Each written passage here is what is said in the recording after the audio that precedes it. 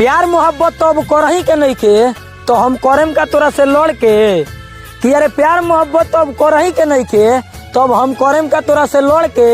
आ कान खोल के सुन लो सरे सब भैया अब हमरो देखा एक बार कुछ करके होई प्यार ना दोबारा हमू प्यार कइले रहनी मारल बानी गम के कि हमू प्यार कइले रहनी मारल बानी गम के अब तोरा चक्कर में नइखे पड़े के रे पगली काहे से कि घर के सब जिम्मेवारी बा हम पे। हम प्यार में का न कहीनी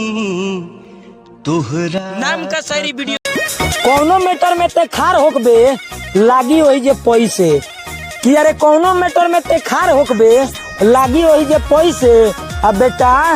हमार बैकग्राउंड पता को लेवल तोरा बस के बात नहीं खे। देखो देखो देखो देखो गली में रंग तारा दिल में होई कोनो औरू के प्यार तो जा ओकरे से जाके कर ली हो अगर हमरा खानी ख्याल रखो तू तो एक करे जा माँ कसम कहतनी जा तू ओकरे हाथ धर ली हो।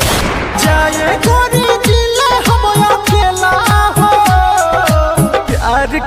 छपरा सिवान गोपालगंज में ये एगो डिमांड हो कि अरे छपरा सिवान गोपालगंज में ये एगो डिमांड हो। अब बेटा तोरो तो पता चलिए गइल होई हई बेदर्दियो एगो ब्रांड हो। सही ना लेकिन के डिमांड होला हई बिहार